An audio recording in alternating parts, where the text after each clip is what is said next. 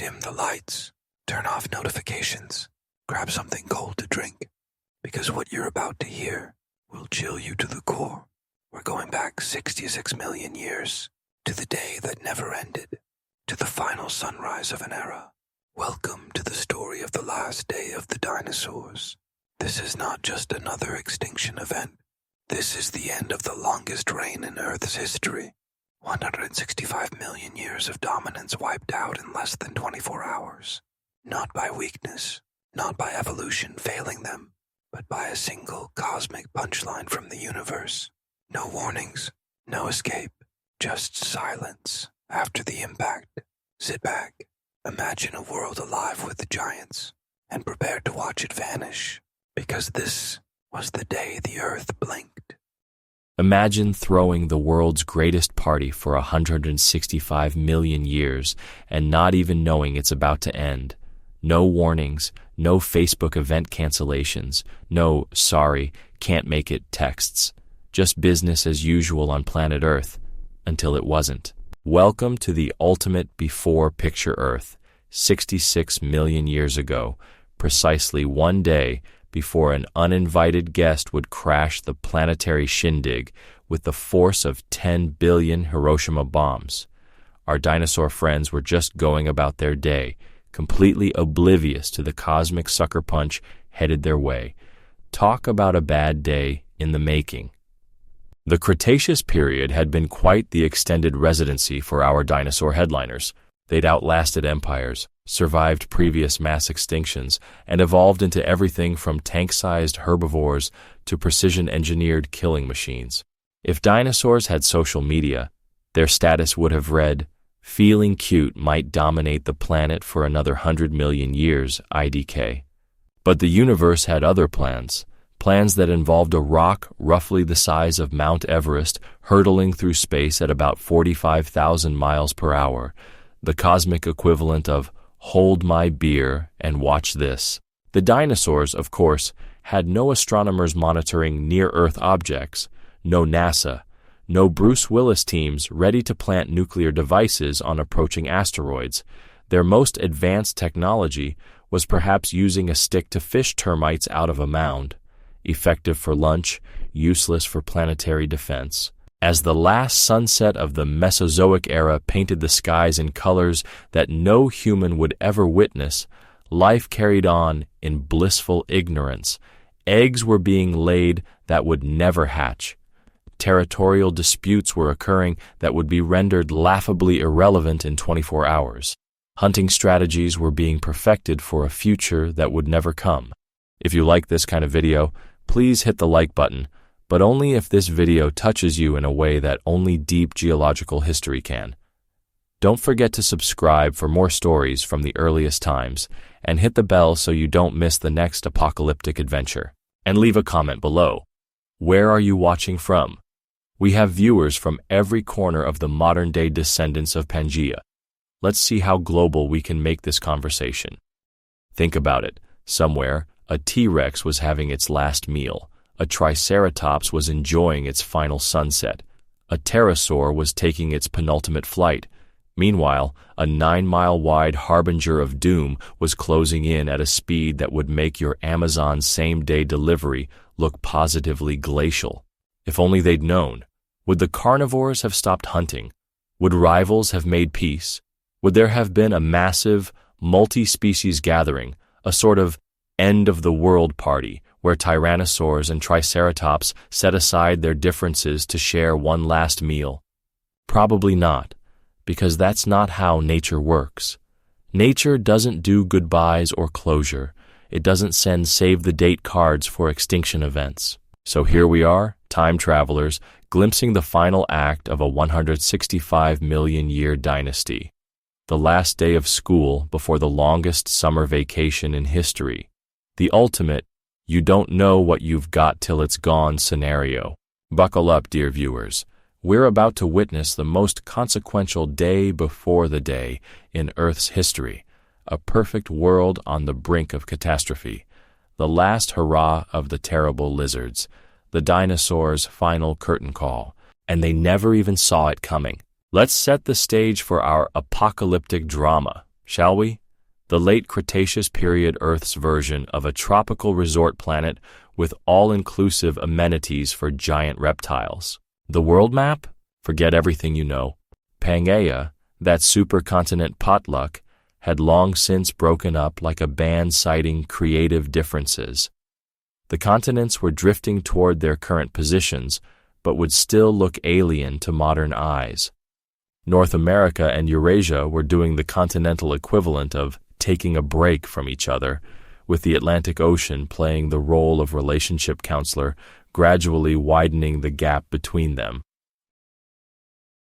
Africa had already said its goodbyes to South America and was slowly making its way northeast, occasionally bumping into Europe like an awkward encounter with an ex at a party.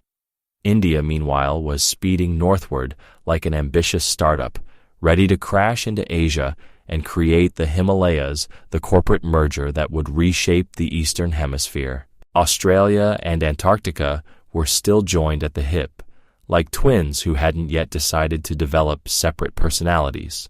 They were hanging out near the South Pole, though thanks to the greenhouse climate, even Antarctica was sporting forests rather than ice sheets. That's right, the frozen continent we know today was once a lush woodland. Think less March of the Penguins and more Jurassic Park. The sea levels?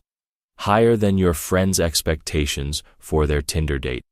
Much of what we now call continents were shallow seas, creating vast coastal plains and inland waterways.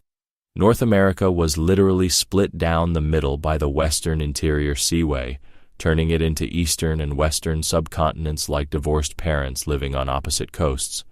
Climate-wise, imagine the Earth as that one friend who always keeps their apartment thermostat at 75 degrees, no matter the season or electric bill. The Cretaceous was warm, ridiculously warm. No polar ice caps warm. Crocodiles in the Arctic Circle warm. The global temperature averaged about 18 degrees, 64 degrees, significantly toastier than today's 15 degrees, 59 degrees. Doesn't sound like much? Tell that to your air conditioning bill or the melting ice caps. This greenhouse Earth was created by CO2 levels that would make modern climate scientists hyperventilate roughly 4 times higher than our pre-industrial levels. If time-traveling climate deniers could visit the Cretaceous, they'd either have an epiphany or find a way to blame the high CO2 on dinosaur flatulence. The weather patterns were different too.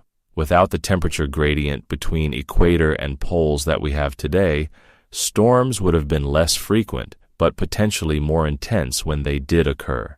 Imagine tropical storms that would make hurricanes look like gentle spring showers. Oxygen levels were higher as well, around 30% compared to our paltry 21%.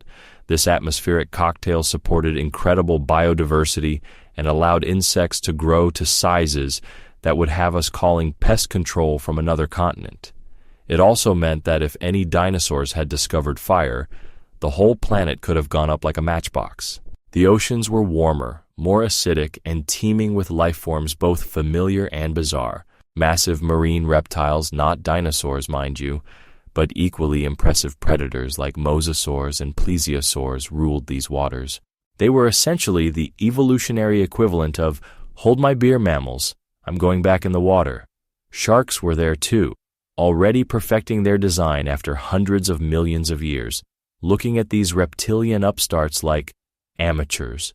Call me when you've survived 5 mass extinctions. Coral reefs spread across the planet, though they were built by different species than today's reefs. The oceans were divided differently as well, with the Tethys Sea separating Africa from Europe and Asia, a geographical feature as alien to us as the creatures that swam in it. This was Earth's Cretaceous configuration.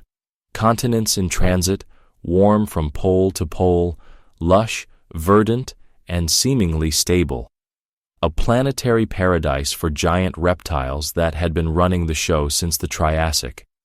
The system appeared robust, time-tested, unbreakable. But if there's one lesson the universe loves to teach, it's that nothing lasts forever, especially when there's a city-sized rock hurtling through space with your planet's name on it. The beautiful irony of the Cretaceous final day? It was the perfect portrait of planetary stability, a system so established that no one would have predicted its imminent collapse. Like a 100-year-old financial institution right before the market crash, everything seemed too big to fail.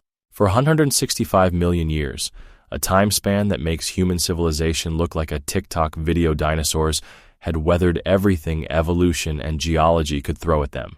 They'd survived previous mass extinctions, adapted to shifting continents, evolved through changing climates. Their dynasty had outlasted countless species, genera, and families. They were the ultimate biological success story, the Apple Inc. of the Mesozoic, seemingly untouchable, impossibly dominant, endlessly innovative. The Cretaceous ecosystem was the pinnacle of this success, a complex, interwoven web of species so diverse and specialized that it appeared unshakable. Herbivores had evolved elaborate defensive adaptations, bony frills, clubbed tails, armor plating, and horns that would make a rhino look underdressed. Predators countered with ever more sophisticated hunting strategies, stronger jaws, sharper teeth, and in some cases, pack behavior that would put wolves to shame. Plants and dinosaurs had co-evolved in an evolutionary arms race spanning millions of years. New plant defenses triggered new dinosaur adaptations, which prompted new plant strategies in an endless game of biological one-upmanship. The first flowering plants had appeared, beginning their takeover of the plant kingdom with all the subtlety of a corporate merger. Insects and plants had developed complex relationships that still define our world today: pollination, seed dispersal, defense mechanisms that would impress military strategists.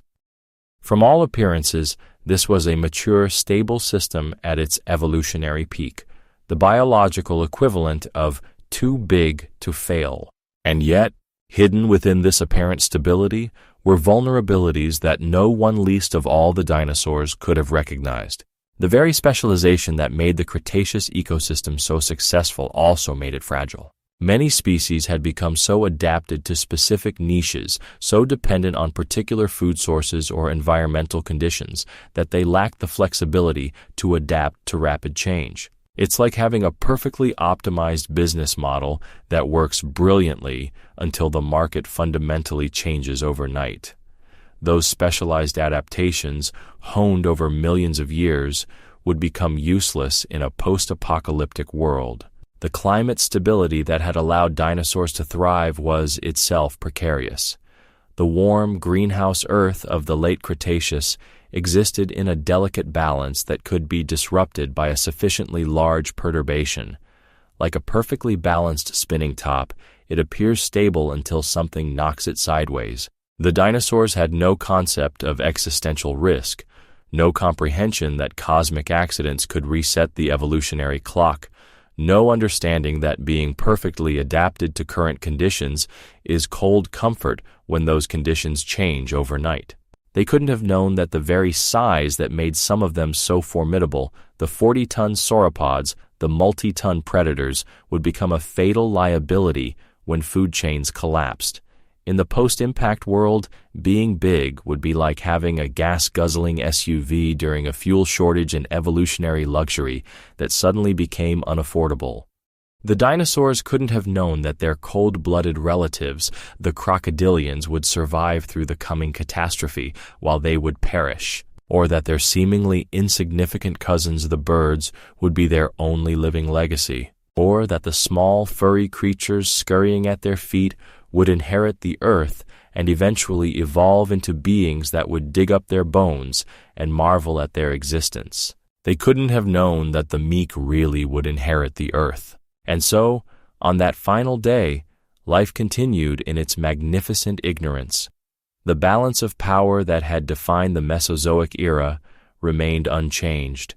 Predator and prey, plant and herbivore, parasite and host, all playing their evolutionary roles in a drama that was about to receive the ultimate plot twist. The greatest extinction in 135 million years was less than 24 hours away, and not a single living thing on Earth had any idea.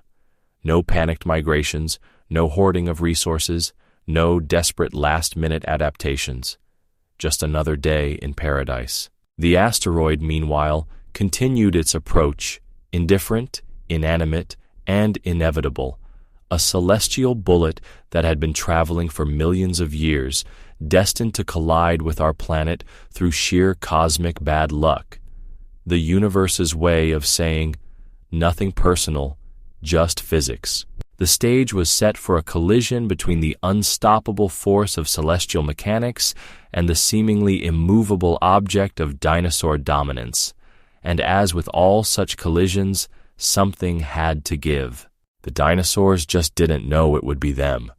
Let's meet our doomed players in this cosmic tragedy, shall we? The stars of our show who, in about 24 hours, will be either extinct or embarking on an evolutionary obstacle course that would make American Ninja Warrior look like a kiddie playground. First up, the heavyweight champion of the Western North American continent, Tyrannosaurus Rex. Picture a 40-foot-long, 8-ton killing machine with a brain the size of a grapefruit but jaws that could crush a car. T-Rex was the apex predator's apex predator, the final boss of the Cretaceous food chain. Its bite force of 12,800 pounds would make today's strongest crocodiles look like they're gumming their food. This wasn't just some mindless movie monster, though. T-Rex had binocular vision with acuity that would shame an eagle, a sense of smell that would put bloodhounds on unemployment, and surprising intelligence for something whose main career goal was bite things until they stop moving. Think of it as nature's perfect killing algorithm, a biological program running on if tasty, then eat logic with very few additional subroutines. On this final day, Rexes across the continent were going about their business hunting, scavenging, engaging in territorial disputes, and possibly even caring for their young. Because yes, mounting evidence suggests Rex might have been a caring parent, proving that even the most terrifying creatures can have a soft spot, like a mafia boss who's ruthless in business but dotes on his children. Across the territory, their cousins, the Dakota Raptors, were hunting in packs, bringing down prey with the tactical precision of Special Forces units. 6-foot-tall predators with sickle-shaped claws that could disembowel prey in one swift kick, they were the Cretaceous equivalent of velociraptors with growth hormones. Imagine trying to escape from 6 overgrown turkeys armed with switchblades and possessing the problem-solving abilities of chimpanzees. Not how you want to spend your last day on Earth. Their potential prey, the Triceratops, was no pushover. At 30 feet long and weighing as much as a rhino, this 3-horned tank was the Cretaceous equivalent of a medieval knight heavily armored and armed for battle.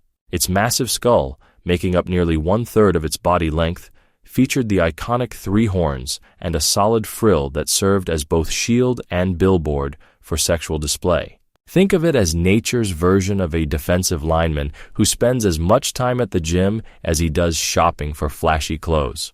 Herds of Triceratops roamed the landscape, feeding on tough vegetation with their parrot-like beaks and slicing teeth. They were living processing plants, turning fibrous plants into dinosaur flesh with industrial efficiency. Each adult could consume hundreds of pounds of vegetation daily, the Cretaceous equivalent of a 24-hour all-you-can-eat buffet. Nearby, Ankylosaurus wadded through the landscape like living bunkers, 20-foot-long armored dinosaurs with clubbed tails that could break bones even through Rex hide. These were the evolutionary response to the question, what if we took a tank, gave it scales, and added a wrecking ball? Their armored plates and spikes would make modern military engineers nod in appreciation, while their tiny brains would remind us that sometimes the best defense is being too dumb to know you should be afraid.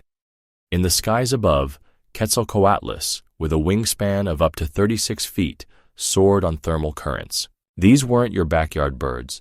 These were flying reptiles the size of small airplanes, with heads taller than a human and a predatory streak that would make modern raptors look like pacifists. Imagine spotting one of these prehistoric fighter jets circling overhead, scanning for anything small enough to spear with its toothless beak.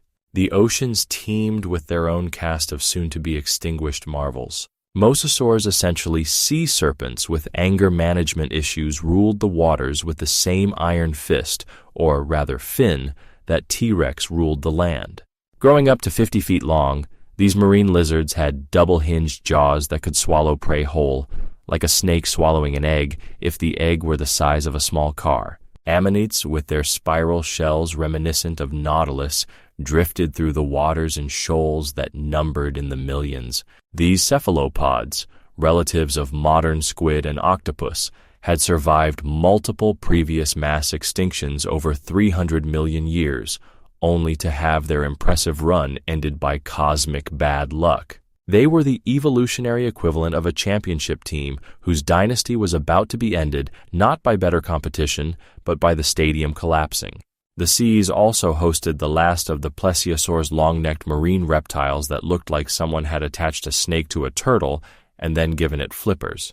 These creatures, with necks containing over 70 vertebrae, could have inspired the legends of sea serpents had any humans been around to see them. Their hunting strategy was the aquatic equivalent of the reach across the dinner table to steal food from someone else's plate maneuver, except their reach extended up to 23 feet. Meanwhile, the earliest recognizable ancestors of modern birds were flying around, small feathered dinosaurs that would survive the impending catastrophe through a combination of luck, dietary flexibility, and being small enough to hide effectively. These unassuming creatures, the Cretaceous equivalent of the tech startup working out of a garage while established corporations dominated the market, were poised for an unexpected breakthrough once the competition was literally wiped out. Mammals were there too, though not in forms we'd immediately recognize. Most were small, shrew-like creatures scurrying through the underbrush, living in the shadows of the dinosaur empire. They were the night shift workers of the Cretaceous, active when the big reptiles were sleeping, making their living on insects, seeds, and occasionally dinosaur eggs when they could get away with it. Little did they know, they were 24 hours away from the greatest evolutionary opportunity in the history of their kind-like understudies, about to be thrust into the spotlight when all the lead actors simultaneously catch food poisoning. From microscopic plankton to towering sauropods, from primitive flowers to ancient conifers, the Cretaceous world was a complex tapestry of life forms, each playing their part in an ecological symphony that had been 165 million years in the making. And the conductor of this symphony had no idea that a meteorite was about to crash through the ceiling. While our dinosaurian friends enjoyed their final sunset, blissfully munching on ferns or each other, a cosmic bullet was about to render their evolutionary achievements utterly moot. Let's talk about what was coming. The celestial sucker punch that would rewrite Earth's biological rulebook overnight.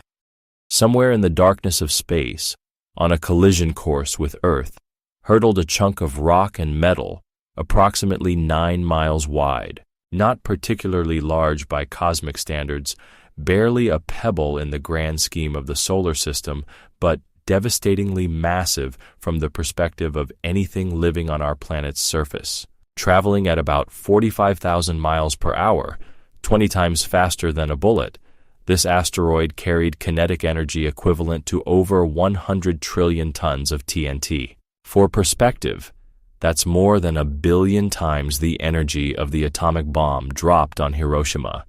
It's the equivalent of detonating every nuclear weapon ever created, all at once, and then repeating that apocalypse thousands of times over. The universe was about to demonstrate why physics always wins against biology. This asteroid's journey had begun millions of years earlier, likely in the asteroid belt between Mars and Jupiter, where a collision sent it on its fateful trajectory toward Earth.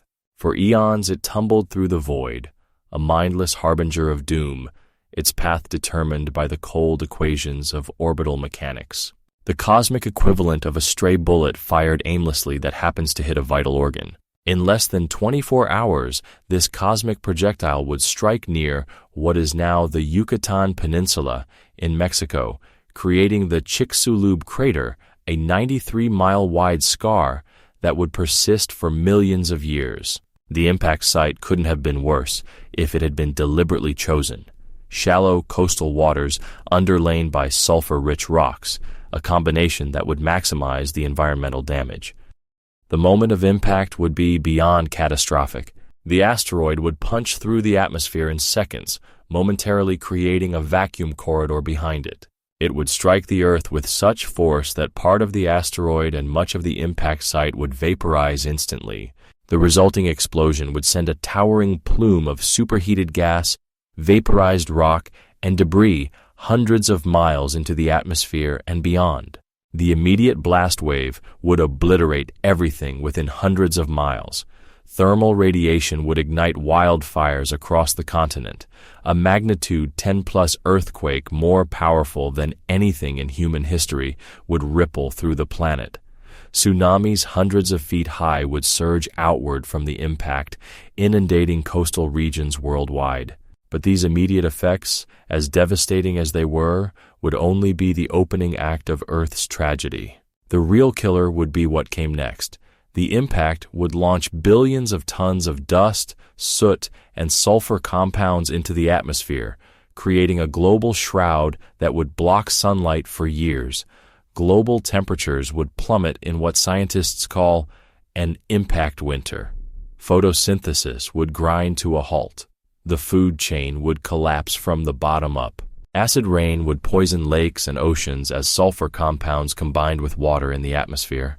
The ozone layer would be depleted, allowing harmful radiation to reach the surface. The planet's climate system would be thrown into chaos, with extreme cooling followed by extreme warming as greenhouse gases from widespread fires and disturbed carbon sinks accumulated in the atmosphere. For the dinosaurs and many of their contemporaries, this 1, 2, 3, 4 punch would prove insurmountable. Too big to hide, too specialized to adapt quickly, too dependent on abundant plant life, these magnificent creatures would face extinction within a geological eye blink.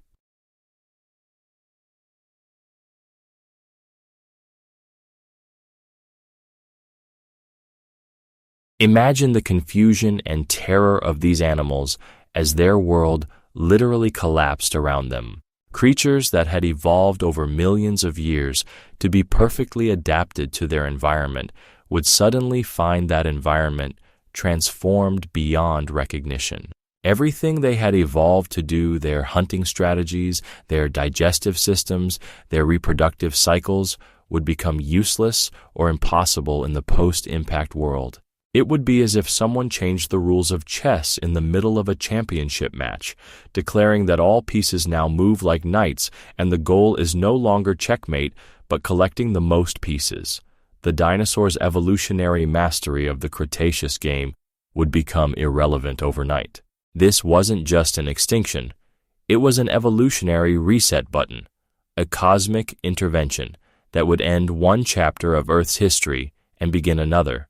The age of reptiles was about to give way to the age of mammals, all because a space rock happened to hit the planet at precisely the wrong time and place. And our dinosaur friends never saw it coming. So there you have it, the ultimate before picture. A thriving world, blissfully unaware of its impending doom. Thousands of species, millions of individual creatures, all going about their final day with the confidence of those who have never known true catastrophe. The next morning, many of them wouldn't even have time to realize they were dying. Their 165 million year dynasty would end not with the dignified fade of evolutionary obsolescence, but with the cosmic equivalent of pulling the fire alarm during prom night. And the punchline to this cosmic joke? Some dinosaurs actually survived. We call them birds. Yes, those creatures pecking at your bird feeder are the direct descendants of the terrible lizards that once ruled the earth. T-Rex's legacy isn't complete extinction, it's chickens. Nature's way of saying, you can stay, but you'll need to downsize dramatically. Meanwhile, our own ancestors, those tiny, furry, insignificant mammals, seized their opportunity. From the ashes of dinosaur dominance rose the mammals, eventually producing primates, hominids, and finally that peculiar species that would dig up dinosaur bones and put them in museums, make movies about them, and write sarcastic documentaries about their demise. That's us, by the way, the beneficiaries of cosmic random chance.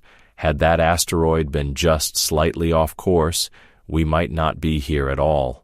You might be watching this documentary with scales instead of skin, wondering about those poor mammals that never got their shot at planetary dominance. So the next time you feel secure in your position in life, remember the dinosaurs. 165 million years of evolutionary success ended by a really bad day. A reminder that no matter how well things are going, it never hurts to have a backup plan for asteroids, metaphorical or otherwise. Meet Casenaria kitty, a creature so small and inconspicuous that if it scurried across your kitchen floor today, you'd probably mistake it for a lizard and either scream or grab the nearest shoe. 20 centimeters of unremarkable prehistoric mediocrity. But this pint-sized proto-reptile from 340 million years ago is responsible for one of evolution's greatest middle fingers to the tyranny of water. Let's be painfully clear.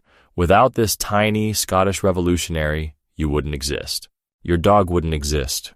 That pigeon pooping on your car wouldn't exist.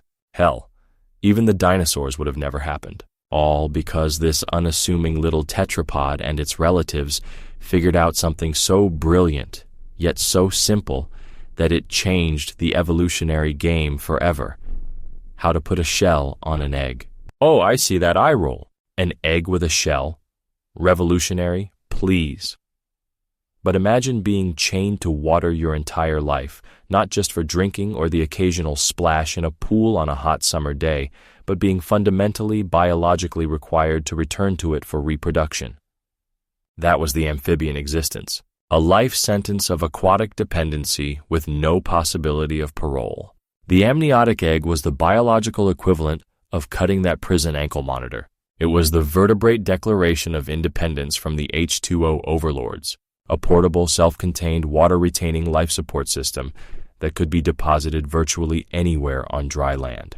Inside this miraculous package, everything a developing embryo needed, food, water, protection, all wrapped up in a tidy calcium carbonate shell with a "do not disturb until hatching" sign.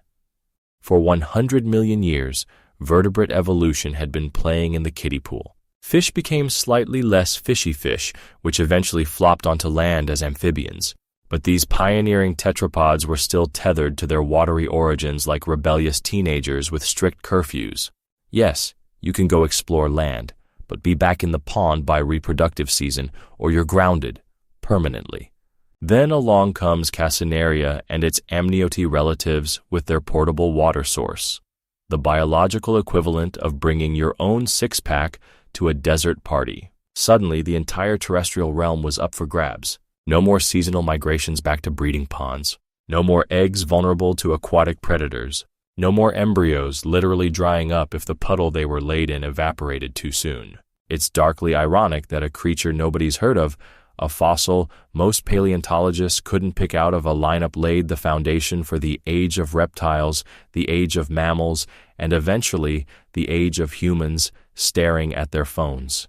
The dinosaurs get all the Hollywood contracts and museum displays, but without Casenaria's evolutionary innovation, those thunder lizards would have never thundered. So the next time you crack open an egg for your breakfast omelet, take a moment to appreciate the architectural masterpiece you're desecrating.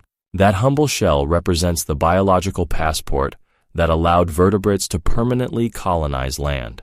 It's the reason you're standing in your kitchen instead of still flopping around in the primordial soup waiting for your gills to evolve.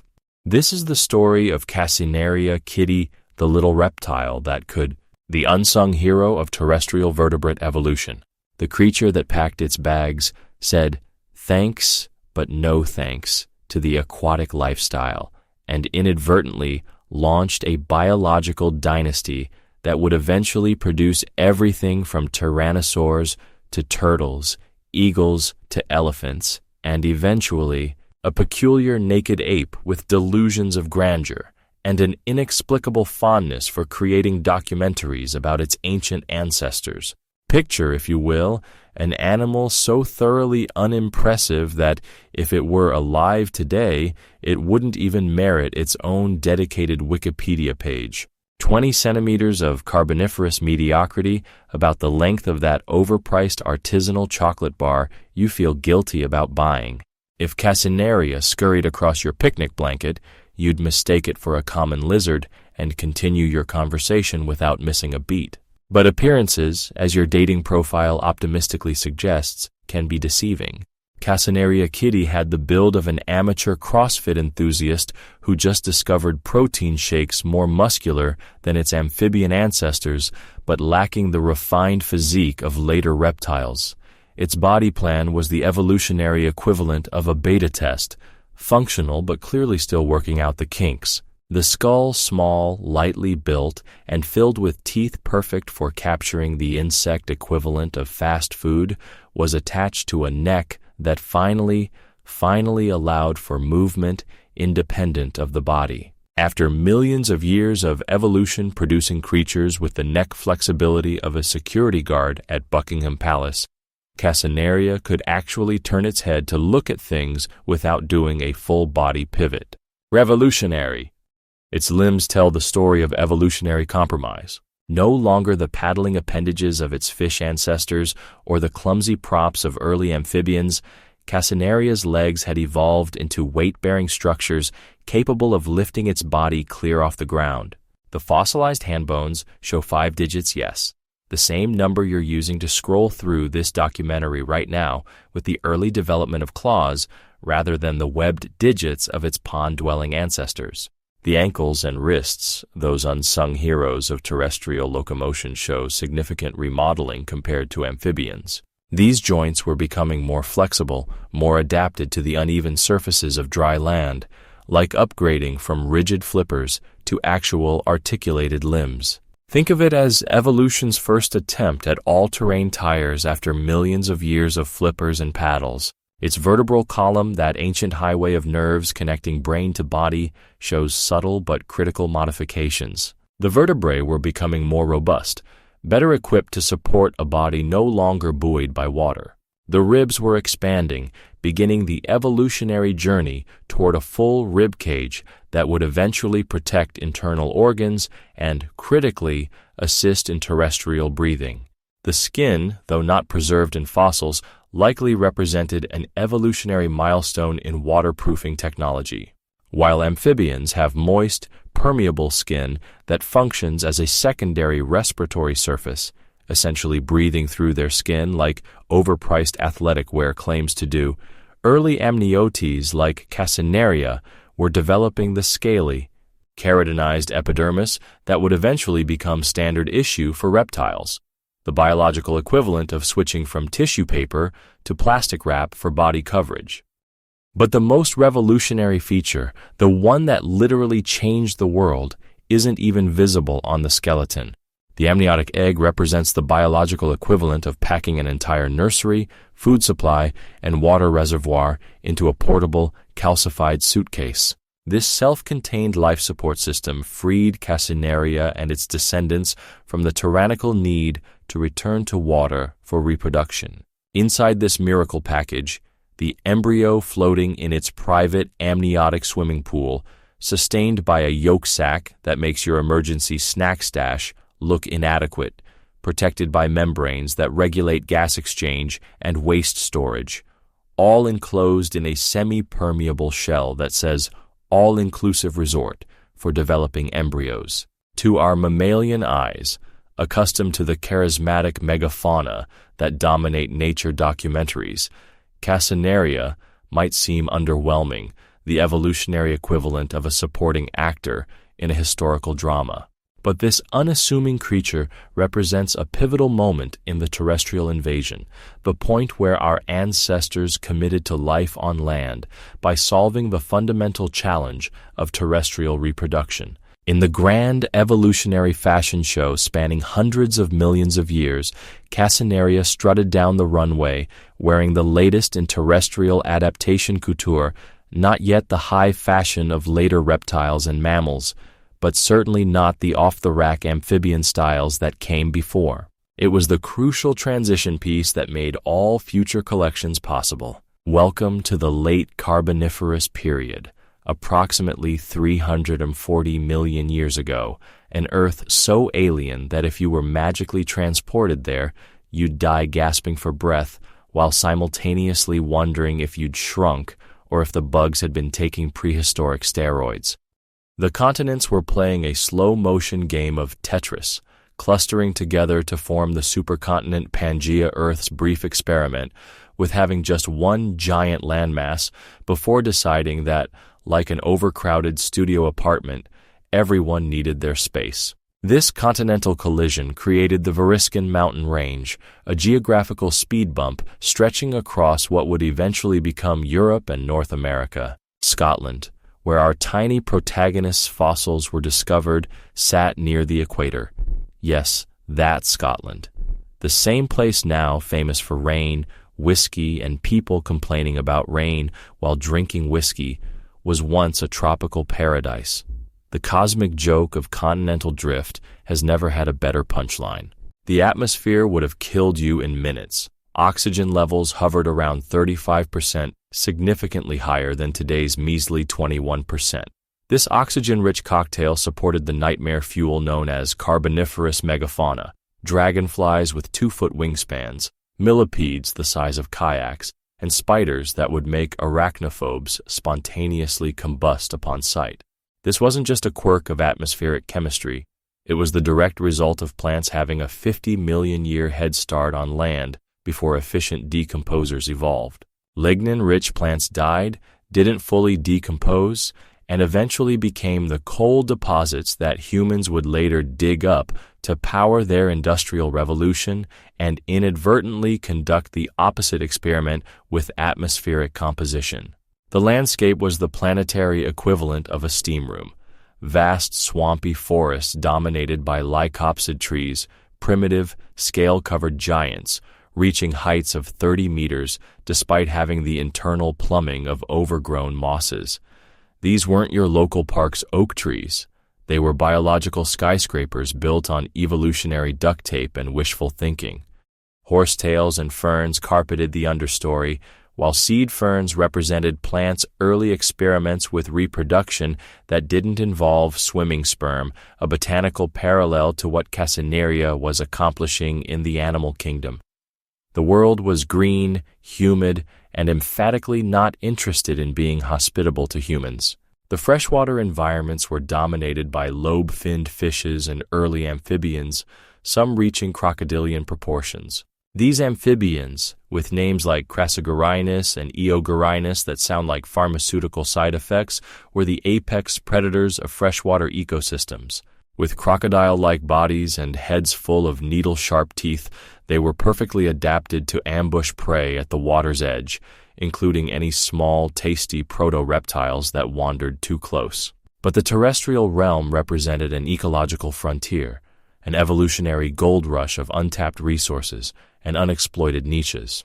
The plant world had been colonizing land for over 100 million years, creating complex ecosystems ripe for exploitation by animals that could solve the fundamental challenges of terrestrial living: breathing air efficiently, preventing water loss, moving on land, and most critically reproducing without returning to water. This was the world Casenaria inhabited, a planet in transition, where the first great coal forests were creating oxygen-rich conditions that would never be matched again, where insects reached sizes that would give modern entomologists simultaneous heart attacks and academic excitement, and where vertebrate life stood at the threshold of a terrestrial revolution. The evolutionary stage was set. Amphibians had pioneered the initial invasion of land, but remained tethered to water by their reproductive biology. Their eggs, lacking protective membranes and shells, would desiccate if laid in dry environments. Their tadpoles required aquatic nurseries. Their very skin needed constant moisture to prevent fatal dehydration. Into this evolutionary opportunity stepped Casenaria and its amniota relatives, small, unassuming creatures carrying the biological innovation that would change vertebrate history forever. The amniotic egg was the Carboniferous equivalent of developing interplanetary travel. Suddenly, whole new worlds were open for colonization.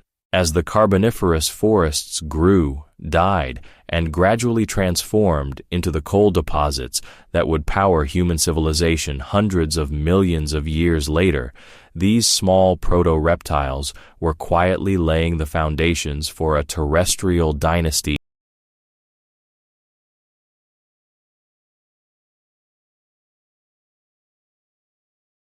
Hunting occupied much of its waking hours. Those small, sharp teeth weren't for show.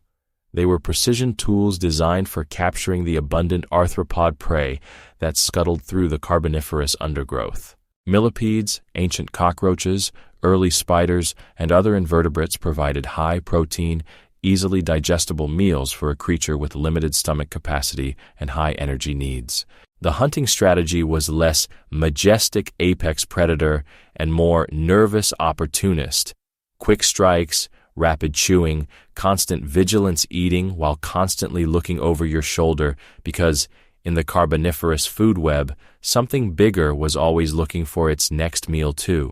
Locomotion for Casinaria represented a significant upgrade from the amphibian waddle. Its limbs positioned more under the body than splayed to the sides like its ancestors, allowed for more efficient movement across dry land. The strengthened ankles and wrists permitted greater maneuverability, while the developing claws provided improved traction on varied surfaces. This enhanced mobility package opened new ecological opportunities. While amphibians remained largely confined to moist environments near water, Casinaria could venture further into drier habitats, exploiting food resources and shelter unavailable to its water-dependent cousins. Not quite the off-road capability of later reptiles and mammals, but certainly an evolutionary step up from the amphibian equivalent of driving with the parking brake on. But the revolutionary behavior, the one that changed everything, was its approach to reproduction. The amniotic egg represents the biological equivalent of inventing the self-contained spacecraft after generations of being limited to short-range aircraft that needed to land frequently for refueling. Unlike amphibians, which typically lay hundreds of eggs in water with a quantity over quality reproductive strategy, Casinaria likely produced fewer, larger, resource-rich eggs, protected by that revolutionary shell. This allowed for extended embryonic development in a controlled environment, producing more developed offspring that hatched ready to face the world with minimal parental involvement. The Carboniferous version of helicopter parenting was still 300 million years in the future. Did Casinaria provide parental care? The fossil record remains silent on this question, but comparative analysis with modern reptiles suggests minimal post-hatching investment.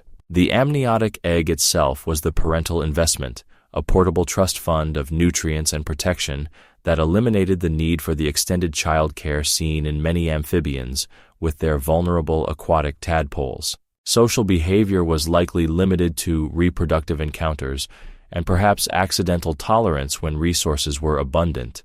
These weren't pack animals with complex social hierarchies.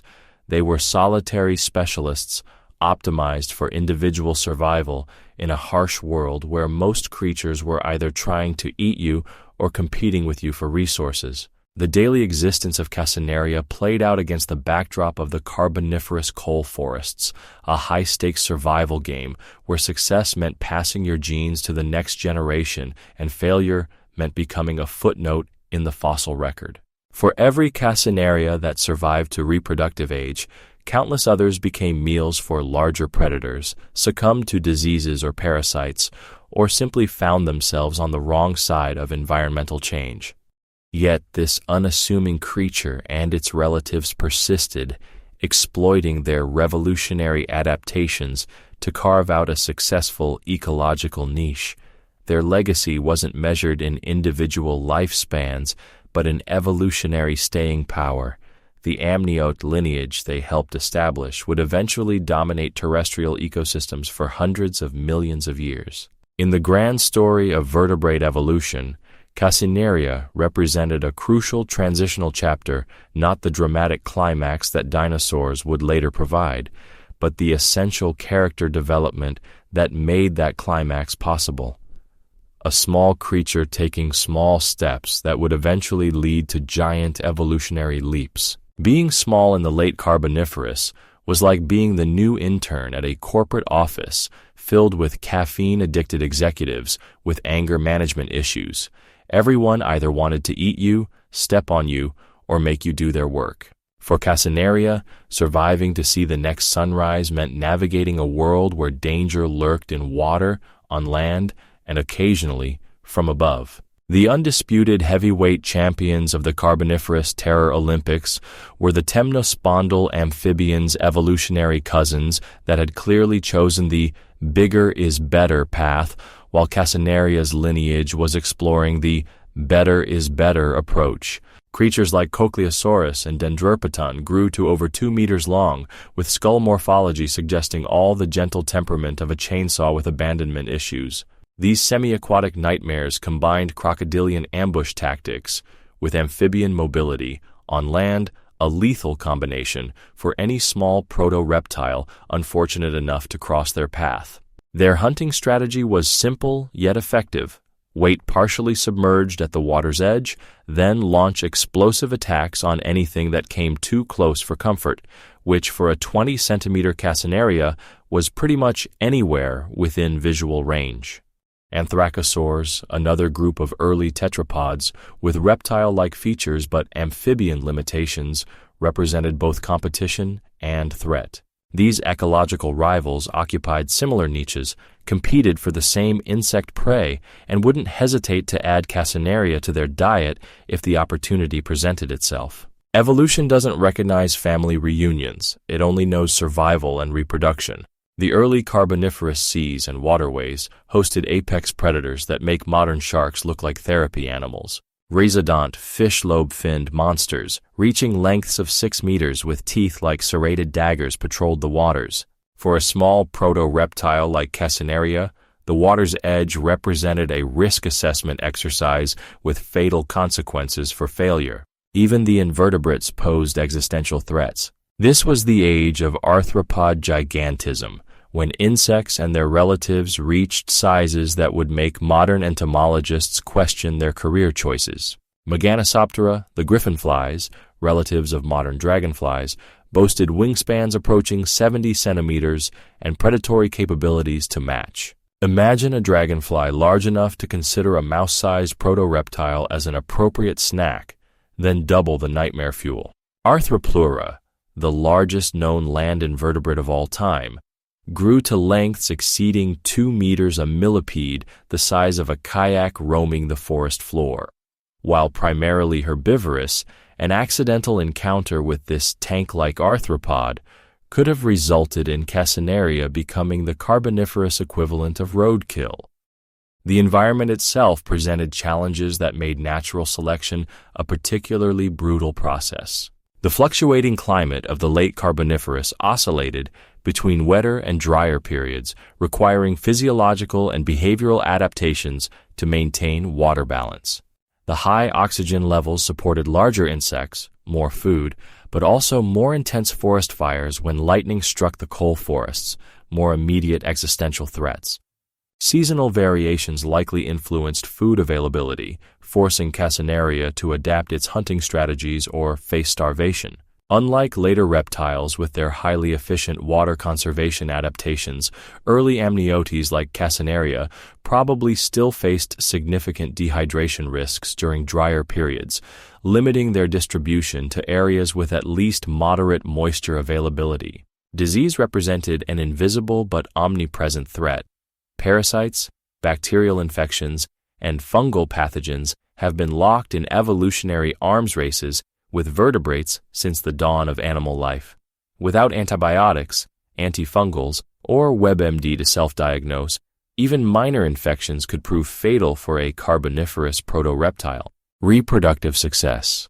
The ultimate measure of evolutionary fitness faced its own gauntlet of challenges. The amniotic egg, while revolutionary, was still vulnerable to predation, environmental extremes, and developmental failures. Each clutch represented a significant energy investment with no guarantee of return. the Carboniferous equivalent of gambling your retirement savings on a business venture with high potential but significant risk. Perhaps the most consequential threat facing Casenaria wasn't an individual predator or environmental challenge, but the relentless pace of evolutionary competition.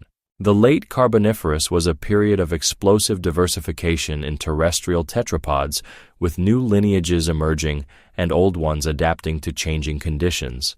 Standing still evolutionarily meant extinction. The Red Queen hypothesis in action hundreds of millions of years before Lewis Carroll penned Through the Looking Glass. Yet against this backdrop of existential threats, Casenaria and its amniot relatives not only survived, but thrived, laying the foundations for what would become the dominant terrestrial vertebrate lineages for the next 300+ million years. Their success wasn't measured in individual lifespans, but in evolutionary legacy, and by that metric, these small, unremarkable proto-reptiles achieved a victory so complete that their descendants still rule the land, sky, and even returned to reclaim the seas. In the brutal Darwinian calculus of survival, Casenaria found its edge not through overwhelming size or strength, but through evolutionary innovations that opened new ecological opportunities. The amniotic egg wasn't just a reproductive adaptation, it was a declaration of independence from the tyranny of water, a biological passport to territories and lifestyles previously inaccessible to vertebrate life. Let's address the fossilized elephant in the room. Most people have never heard of Casenaria kitty. It doesn't have its own movie franchise, action figures, or even decent name recognition among non-paleontologists. While T-Rex gets all the glory and museum gift shop merchandise, poor Casenaria doesn't even merit a footnote in most dinosaur books, the evolutionary equivalent of being the critically acclaimed indie film that everyone respects, but nobody actually watches. This obscurity has led to the first and most persistent misconception, that the evolutionary heavy lifting of terrestrial adaptation was done by dinosaurs. In reality, by the time dinosaurs strutted onto the evolutionary stage, the fundamental adaptations for terrestrial life, the amniotic egg, water-conserving kidneys, keratinized skin, and efficient lungs had been established for over 100 million years by creatures like Casenaria and its relatives. The dinosaurs were simply working with a biological platform that had been meticulously debugged through millions of years of natural selection. They were the iPhone 15 in a technological lineage that began with Casenaria's revolutionary first-generation prototype. The scientific discovery of Casenaria itself reads like a detective story with extremely low stakes and an improbable amount of dust. Found in 1992 near Edinburgh, Scotland, the single known specimen was initially misidentified and tucked away in museum collections like that gift sweater you'll never wear but can't bring yourself to throw away. It wasn't until 1999 that paleontologist Stanley P. Wood recognized its true significance and gave it proper scientific description. The name Casenaria derives from Cheese Bay, Season Bay, in Scotland, where it was discovered, proving that paleontologists, despite their scientific credentials, cannot resist a good pun.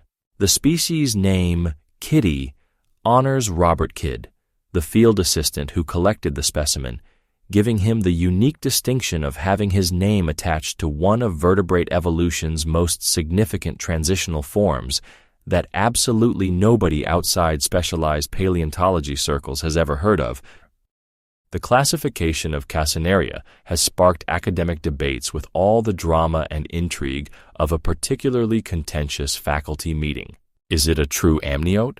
An advanced reptiliomorph amphibian? The evolutionary equivalent of that friend who can't commit to plans but wants to keep their options open? The single specimen fragmentary and lacking the skull leaves taxonomic questions that paleontologists argue about with the peculiar passion reserved for matters that will never affect daily life but might determine academic funding. Some researchers place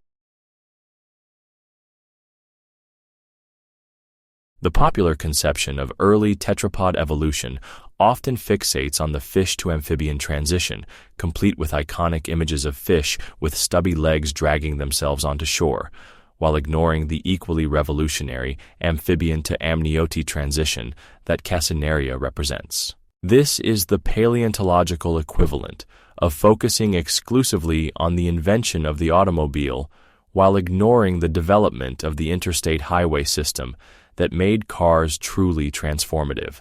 In scientific literature, Casenaria has become something of a Rorschach test for paleontologists. Its fragmentary nature allows researchers to project their preferred evolutionary narratives onto its incomplete remains. This has led to citation patterns that reveal more about the theoretical preferences of the authors than about Casenaria itself, a fossil that inadvertently documents both biological evolution and the evolution of scientific thought.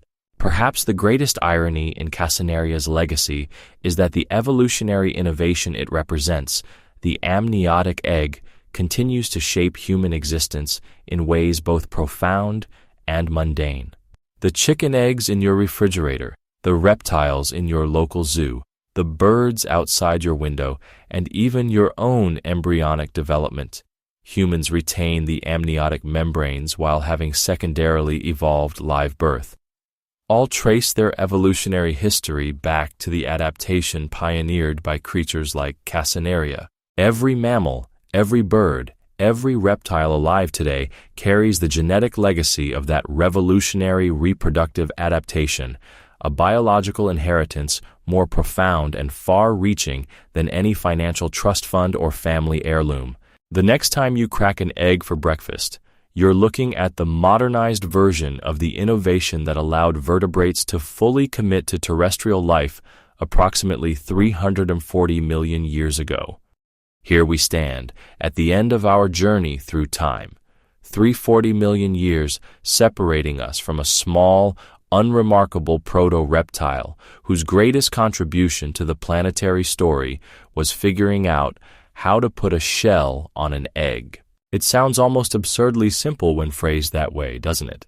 Like reducing the development of the internet to figuring out how to connect computers together. Yet in that deceptively simple innovation lay the seeds of a terrestrial revolution that would eventually produce tyrannosaurs and trilobites, eagles and elephants, and yes, even the peculiar naked apes who now dominate the planet and make documentaries about their ancient ancestors. The thread connecting you to Casenaria is unbroken, a continuous lineage of parents and offspring, stretching back through time, through world-altering extinction events, through the rise and fall of the dinosaurs, through the emergence of mammals from the shadows of the Mesozoic, through the evolution of primates, hominids, and eventually Homo sapiens. Your existence is the current endpoint of an uninterrupted biological relay race that began before plants had evolved flowers and when a single supercontinent dominated the globe. The amniotic egg didn't just free vertebrates from dependence on water for reproduction, it fundamentally altered the trajectory of animal evolution on land. Without it, dinosaurs would never have dominated the Mesozoic. Without dinosaurs, their surviving descendants birds would never have evolved. Without the extinction of non-avian dinosaurs, mammals would never have expanded into the ecological niches that eventually produced primates. The cosmic irony is almost too perfect. The adaptation that freed vertebrates from water, the amniotic egg, was retained even by lineages that returned to aquatic environments. Sea turtles still drag themselves onto beaches to lay eggs, just as their ancestors did hundreds of millions of years ago. Whales and dolphins, despite their fully aquatic lifestyle, develop within amniotic membranes, evolutionary echoes of their terrestrial past. The Biological Independence Declaration signed by Casenaria and its contemporaries continues to shape development even in lineages that have long since abandoned dry land. Consider the improbability of it all. If Casenaria had failed, if the amniotic lineage had faltered in those early days of terrestrial experimentation, vertebrate evolution would have taken an entirely different path. Perhaps amphibians would have remained the dominant land tetrapods, constrained by their reproductive biology, but continuing to diversify within those constraints. Perhaps another lineage would have independently evolved a similar solution. Or perhaps vertebrate life would have remained fundamentally tied to water, the terrestrial realm dominated by arthropods and other invertebrates that had solved the water independence problem through entirely different adaptations. The history of life is not deterministic. It's contingent, shaped by countless chance events and evolutionary experiments, most of which fail. That Casanaria's lineage succeeded where others failed was not inevitable. It was one possible outcome among many, a roll of the evolutionary dice that happened to come up in favor of the amniotic adaptation. So the next time you find yourself frustrated by life's petty annoyances, traffic jams, Wi-Fi outages, or politicians saying ridiculous things, take a moment to appreciate the astronomical improbability of your existence. You are the product of 340 million years of unbroken evolutionary success, since Casanaria first scurried through the Carboniferous coal forests. Your ancestors survived mass extinctions, ice ages, supervolcano eruptions, and countless predators. They found mates, produced offspring, and passed on the genetic legacy that eventually produced you, reading these words right now. All because a small, forgettable proto-reptile and its relatives figured out how to package an embryo with its own portable water supply and nutritional needs, a biological innovation so successful that it remains essentially unchanged in concept, if not in details, after 340 million years of evolutionary tinkering. In the grand cathedral of evolutionary history, Casanaria doesn't get a stained glass window or even a commemorative plaque. It remains largely unknown outside specialized paleontological circles, overshadowed by its more charismatic descendants. But without this humble creature and the adaptation it represents, the vertebrate conquest of land would have stalled at the amphibian stage, the age of reptiles would never have dawned, and the subsequent chapters of terrestrial vertebrate evolution, including the eventual emergence of human consciousness, would never have been written. So here's to Casanaria Kitty, the little proto-reptile that could, the unsung hero of terrestrial vertebrate evolution, the creature that packed its embryological bags and declared independence from the tyranny of water. Not with a revolutionary manifesto or dramatic declaration, but with a simple, elegant solution encased in a calcified shell, an evolutionary innovation that would change the world one egg at a time. Imagine showing up to the evolutionary pool party wearing what appears to be an ironing board strapped to your head. Meet Stethecanthus, the prehistoric shark that looked like it lost a bet with natural selection.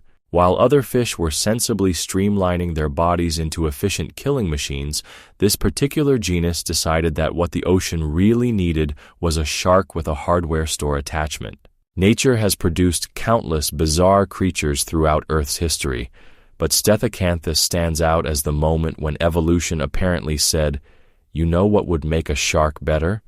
A miniature anvil glued to its back." This wasn't just any dorsal fin. This was evolution's equivalent of a failed DIY project, a biological experiment that screams, "It seemed like a good idea at the time." Swimming the ancient seas around 345 million years ago during the Mississippian period, Stethecanthus existed long before dinosaurs stomped across the continents, back when life was still figuring out the whole vertebrate design concept through trial and error, with emphasis on the error in this particular case. While modern sharks represent the pinnacle of predatory refinement, their ancient cousin Stethecanthus reminds us that evolution's path is less a straight line and more a drunken stumble through time. The most striking feature of this otherwise modest-sized shark wasn't its teeth or its hunting prowess. It was the male's dorsal fin, transformed into what paleontologists delicately describe as an anvil-shaped structure, but what any reasonable observer would call nature's first bad haircut. Imagine attaching a small ironing board to your head, covering it with tiny spines, and then trying to convince everyone it makes you more attractive. Welcome to the dating strategy of male Stethecanthus.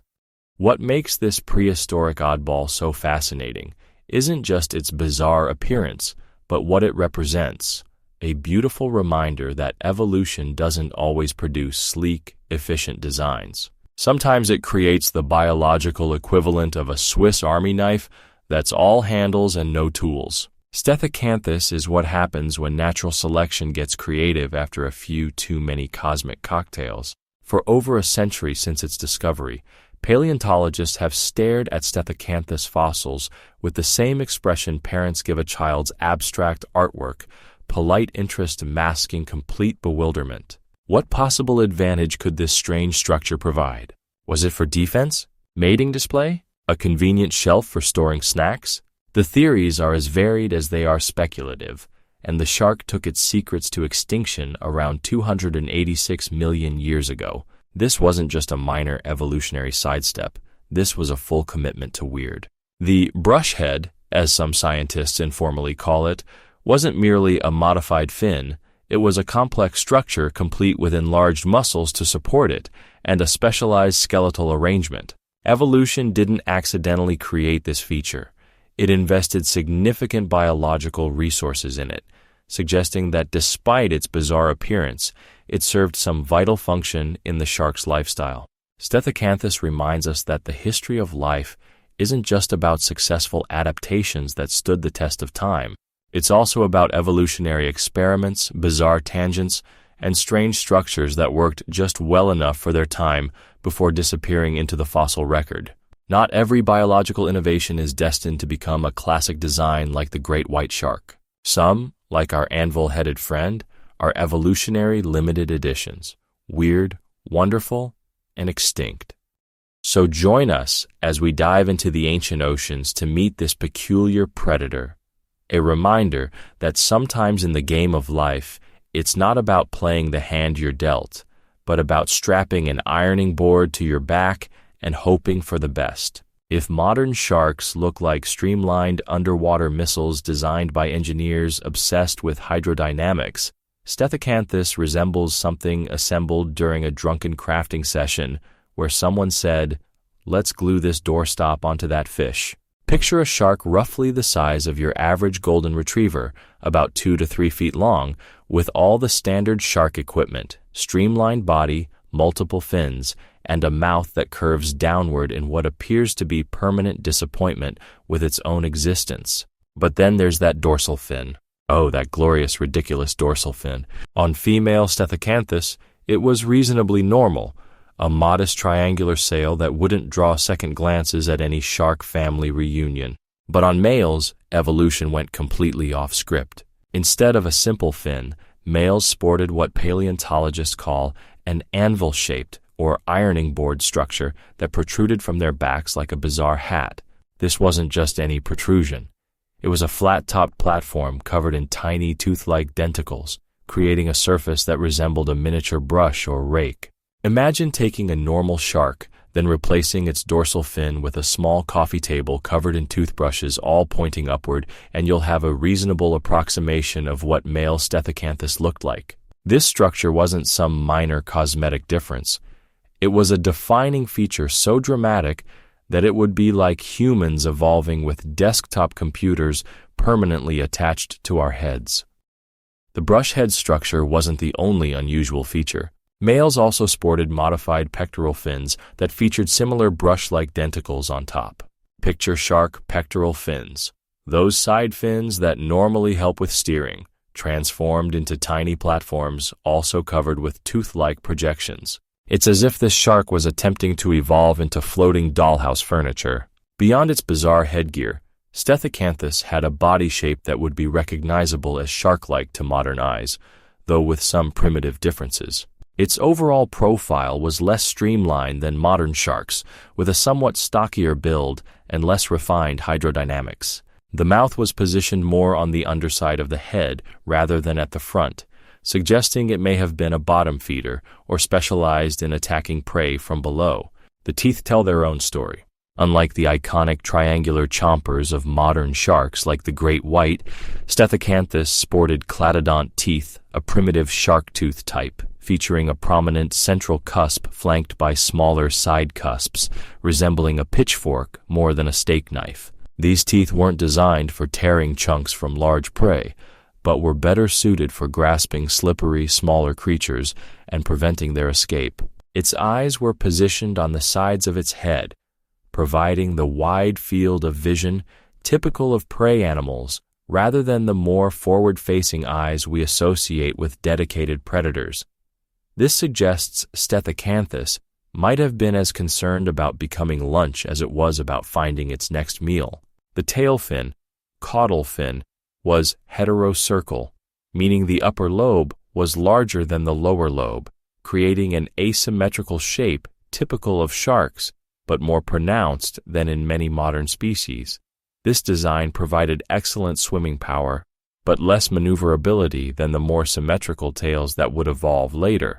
If you could somehow transport this creature to a modern aquarium, visitors would assume they were looking at an art installation rather than an actual organism. Children would point and ask uncomfortable questions. Marine biologists would stare, slack-jawed, at what appears to be evolution's first attempt at creating a swimming utility shelf. And yet, for all its bizarre appearance, Stethyacanthus was a successful design in its time, surviving for millions of years in Paleozoic seas. This wasn't just nature's joke, it was a legitimate evolutionary strategy, proving once again that, in the game of survival, sometimes the weird outlasts the conventional. When Stethyacanthus was playing Extreme Makeover Shark Edition with its bizarre headgear, Earth was experiencing its own dramatic transformation. Welcome to the Mississippian period, 323 million years ago, part of the early Carboniferous, a time when our planet was so dramatically different from today that you'd be forgiven for thinking you'd landed on an alien world. The continents were playing a slow-motion game of bumper cars, gradually assembling into the supercontinent Pangaea. North America and Europe were colliding to form a mountain range that would rival the Himalayas, while what would eventually become Africa was sliding northward to join the party. The resulting landmass created a single global ocean panthalassa, with smaller seas like the Paleotethys creating inland waterways. The climate? Imagine global warming on steroids. Carbon dioxide levels were significantly higher than today, creating a greenhouse effect that would make modern climate scientists break out in cold sweats. There were no polar ice caps, and tropical conditions extended much farther from the equator than in our current world. The planet was significantly warmer and more humid, creating conditions perfect for the explosive growth of vast swamp forests that would eventually become the coal deposits we've been enthusiastically burning to recreate those same climate conditions. Apparently, humans are nothing if not nostalgic. Oxygen levels in the atmosphere were on the rise, approaching 35% compared to today's modest 21%. This oxygen bonanza allowed terrestrial arthropods to grow to nightmare-inducing proportions. Imagine dragonflies with 2-foot wingspans and millipedes the size of small cars. Fortunately for anyone with entomophobia, Stethyacanthus remained safely in the ocean, away from these oversized bugs. Speaking of oceans, the seas of the Mississippian period were experiencing their own revolution. This was the golden age of crinoids, bizarre animals that looked like underwater flowers but were actually related to starfish. They carpeted the seafloor in vast gardens, creating forest-like habitats that provided hiding places for smaller creatures and hunting grounds for predators like our anvil-headed shark. Coral reefs were fundamentally different from modern versions, built by extinct groups like rugose and tabulate corals, rather than the reef builders familiar to today's scuba divers. These ancient reefs created complex ecosystems that served as the apartment complexes of the Mississippian seas, housing incredible biodiversity. The fish community was in transition.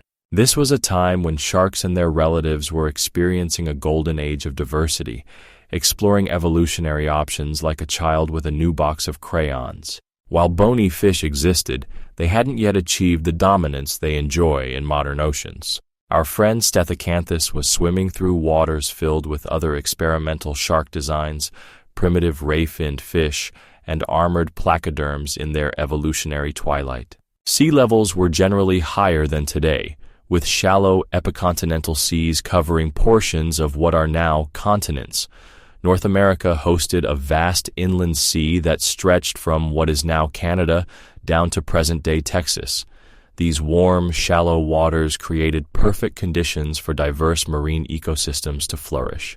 Plant life on land was hitting its stride, with massive forests of lycopsids, giant club mosses, horsetails, and primitive ferns creating the first complex terrestrial ecosystems. These weren't the forests we know today. Flowering plants were still roughly 200 million years in the future.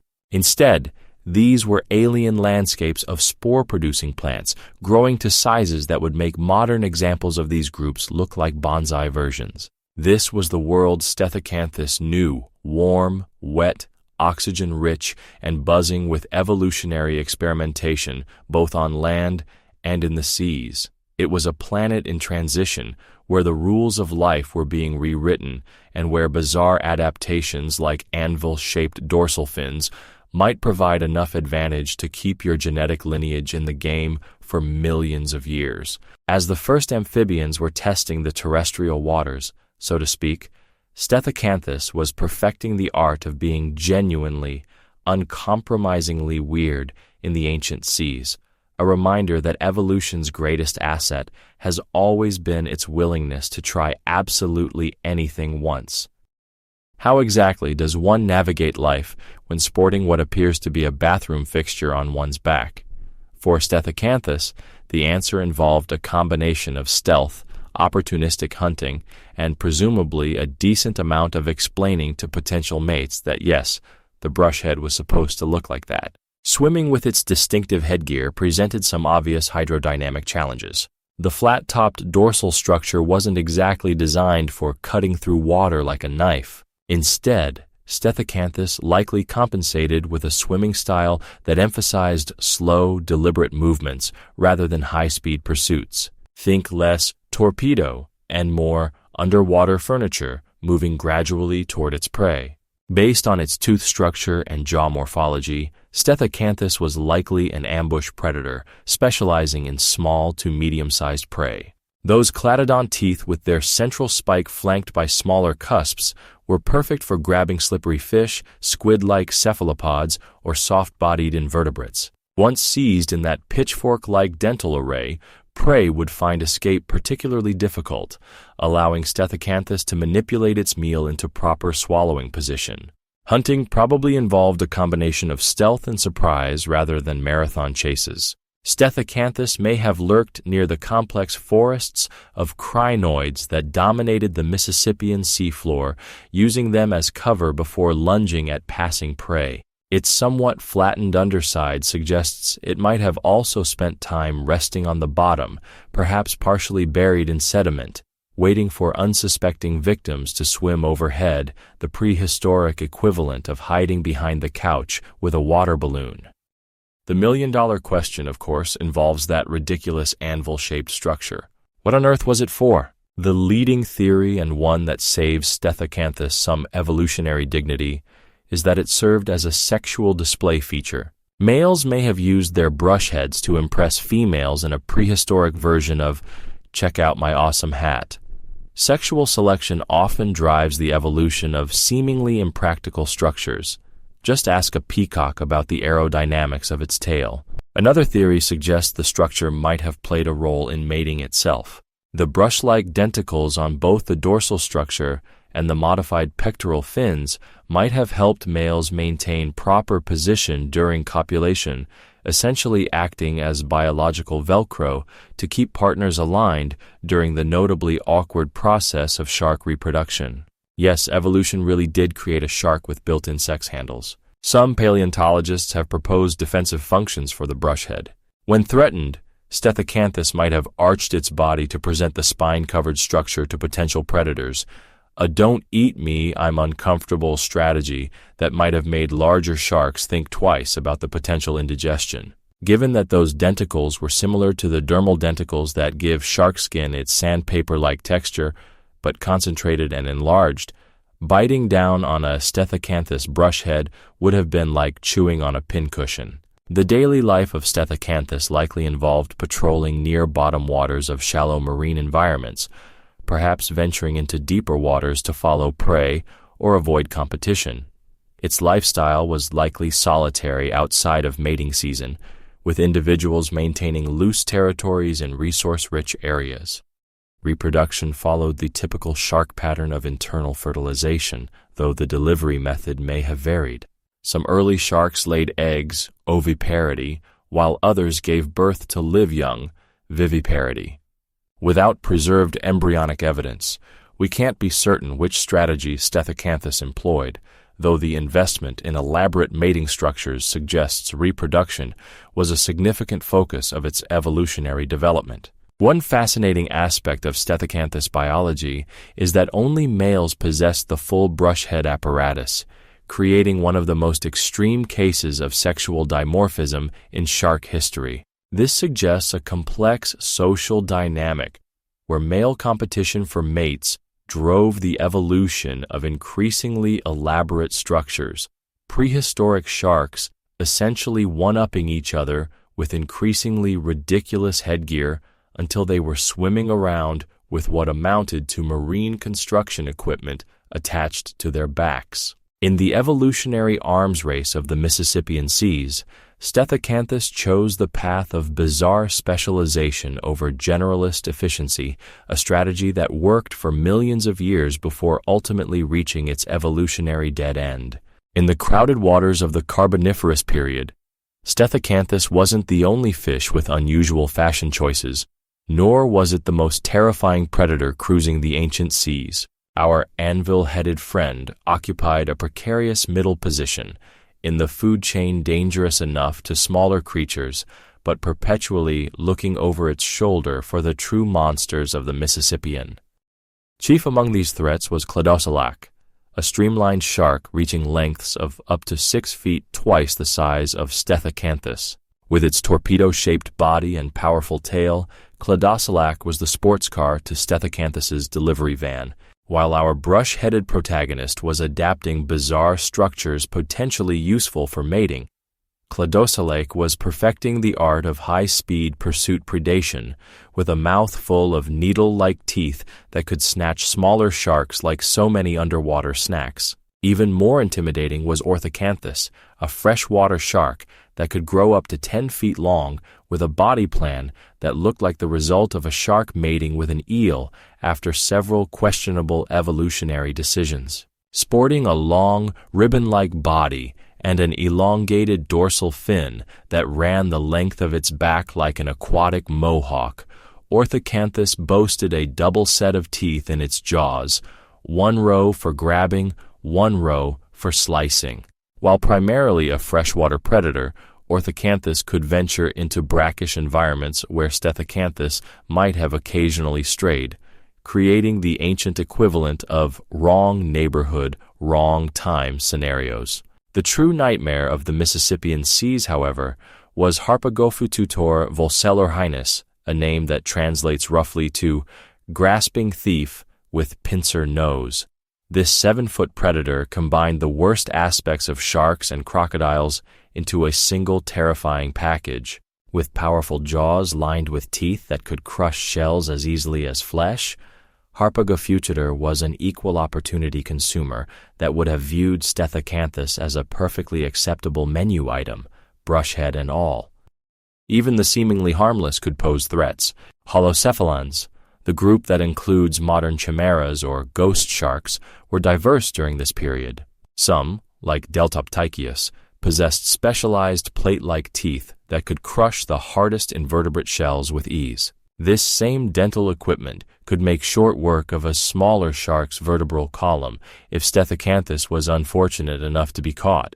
Competition came not just from other sharks, but from early bony fish that were beginning their evolutionary rise to dominance. These teleost ancestors, with their increasingly sophisticated jaw structures and diverse feeding strategies, competed directly with Stethocanthus for resources. In the evolutionary arms race, Our brush-headed shark was bringing specialized mating structures to what was increasingly becoming a feeding efficiency war. Environmental threats were equally pressing. The Carboniferous period experienced significant sea level fluctuations and climate shifts. Shallow marine environments could become temporarily uninhabitable due to oxygen depletion, temperature changes, or salinity fluctuations. For a specialized predator like Stethecanthus, these changes could force migrations into unfamiliar territories populated by unfamiliar predators. Even reproduction carried risks.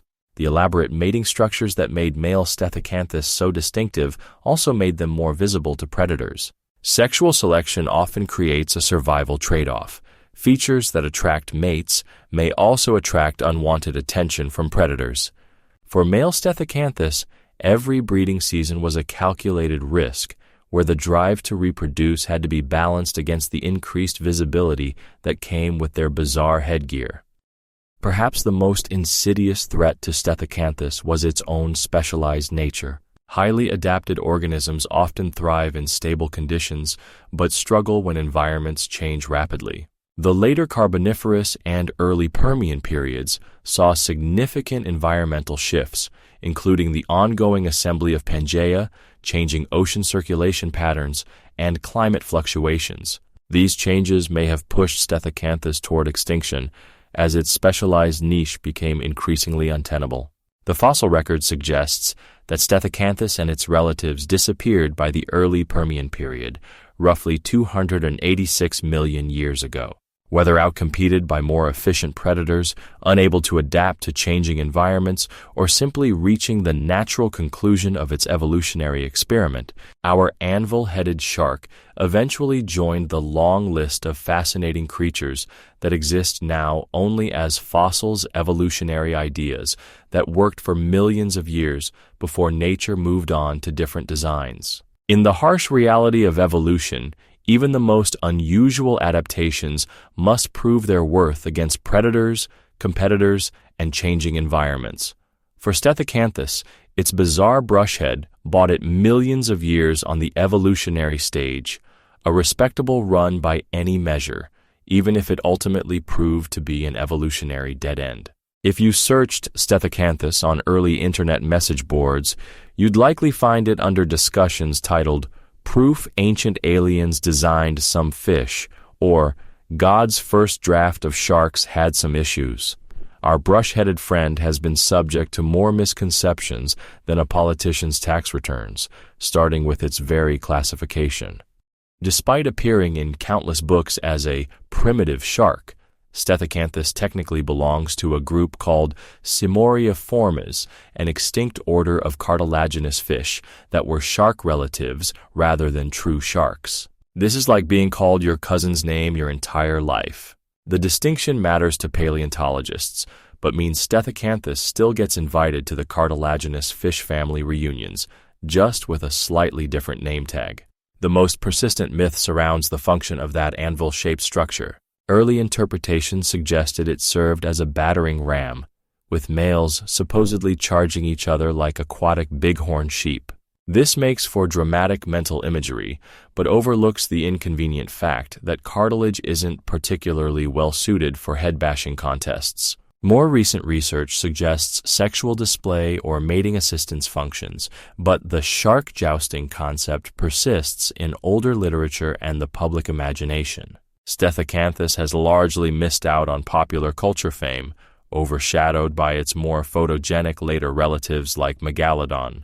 While prehistoric sharks have starred in countless B-movies and sensationalist documentaries, our brush-headed friend remains primarily known to paleontology enthusiasts. It's the character actor of prehistoric creatures, fascinating to those who notice it, invisible to most of the audience. The fossil record has yielded some remarkable Stethecanthus specimens, including complete skeletons that provide clear evidence of its bizarre anatomy. The Cleveland Shale in Ohio and Bear Gulch Limestone in Montana have produced exceptionally preserved fossils that allow paleontologists to study this creature in remarkable detail. These specimens show that the anvil-shaped structure wasn't just a simple fin modification, but included specialized skeletal support and enlarged muscles, representing significant evolutionary investment. One particularly fascinating discovery involves trace fossils potentially associated with Stethyacanthus. Certain marks in sedimentary rocks suggest these sharks may have used their brush heads to disturb bottom sediments, possibly to expose hidden prey, the Paleozoic equivalent of flipping over rocks to find crabs. This behavioral interpretation remains speculative but hints at functional uses beyond sexual display. The taxonomy of Stethyacanthus has undergone several revisions as paleontologists refine their understanding of early cartilaginous fish relationships. Initially described in 1889 by John Strong Newberry from specimens found in Ohio, various species have been assigned to and removed from the genus as new fossils emerge and analytical techniques improve. This taxonomic shell game is common in paleontology, but means that older references may contain outdated classifications. Perhaps the greatest misconception surrounding Stethyacanthus involves its evolutionary significance. Rather than representing a failed experiment or bizarre sideline, it exemplifies the incredible diversity of early cartilaginous fishes during their initial adaptive radiation. The Carboniferous period was to sharks what the 1960s were to rock music, a time of wild experimentation, creative innovations, and designs that range from timeless classics to questionable choices that seemed good at the time. The brushhead structure, far from being evolutionarily frivolous, represents an example of sexual selection driving morphological specialization, a process that continues to shape animal evolution today. From peacock tails to beetle horns to the elaborate headgear of modern deer, the principle remains the same. Sometimes impractical structures persist because they help secure mates, even at some cost to survival efficiency. In recent years, Stethyacanthus has experienced something of a renaissance among paleontology enthusiasts and science communicators drawn to its undeniable weirdness. Social media and popular science websites occasionally feature this shark with a brush head as an example of evolution's endless creativity. In an age where bizarre and unusual content captures attention, Stethyacanthus has found a niche as paleontology's conversation starter. For scientists, Stethyacanthus remains valuable as a case study in sexual dimorphism, the evolution of reproductive strategies, and the diversity of early cartilaginous fishes. Each new specimen adds to our understanding of these ancient seas and the creatures that inhabited them, a reminder that the fossil record, for all its gaps and biases, occasionally preserves evidence of life's most unusual experiments. In the catalog of extinct creatures, Stethyacanthus stands out not because it was the largest, the fiercest, or the most successful, but because it was unapologetically, spectacularly weird a quality that 300 million years later still captures our imagination. As we bid farewell to our brush-headed friend from the Mississippian seas, we're left contemplating a profound truth about life's grand experiment. Evolution doesn't care about making sense. It cares about what works.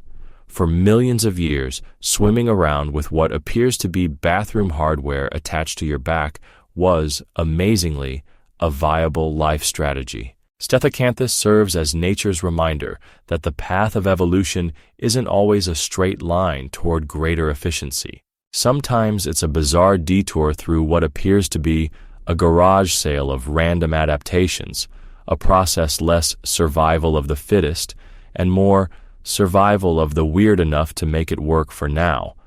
The brushhead may look ridiculous to our eyes, but for countless generations of Stethyacanthus, it was the winning lottery ticket in the mating game. What ultimately doomed our peculiar protagonist wasn't its strange appearance, but changing circumstances. As the Carboniferous gave way to the Permian, as sea levels fluctuated and continental movements rearranged the marine real estate, specialized creatures like Stethyacanthus faced the universal challenge of adaptation.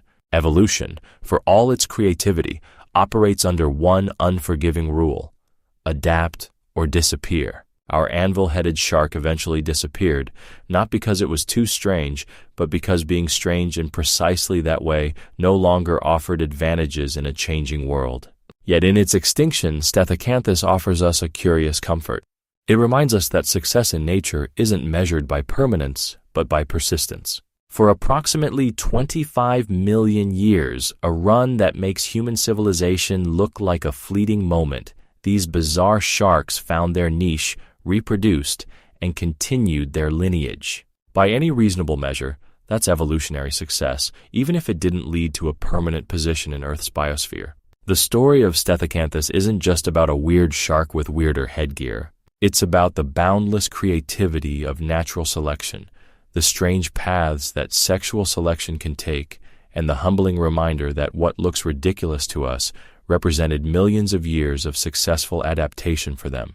Today's perfectly normal creatures, including us humans with our bizarrely enlarged brains, our peculiar upright posture, and our strangely naked skin, may look equally absurd to whatever intelligence contemplates Earth's fossils 300 million years from now. In our modern oceans, the legacy of Stethecanthus lives on, not in its direct descendants, it left none, but in the principle it embodied, that sexual selection can drive the evolution of structures that seem to defy practical explanation. From the hammer-shaped heads of hammerhead sharks to the elaborate courtship displays of mantis shrimp, the echo of that ancient evolutionary imperative to be noticed, to be chosen, to reproduce, continues to shape life in ways both beautiful and bizarre. So, the next time you find yourself questioning your own place in the world, remember Stethecanthus, the shark that spent millions of years successfully navigating life with an anvil on its head. If that's not a metaphor for embracing your own peculiarities, I don't know what is. In the vast museum of evolutionary experiments, Stethecanthus deserves its own special display case, not as a cautionary tale of evolutionary excess, but as a celebration of life's endless capacity for surprise. In a universe governed by physics and chemistry, the emergence of a shark with an ironing board on its back stands as proof that reality will always be stranger than fiction. And somewhere in the depths of time, male Stethecanthus are still cruising the ancient seas, their ridiculous headgear proudly displayed, silently testifying to evolution's most persistent message. Whatever works, works, no matter how weird it looks to everyone else.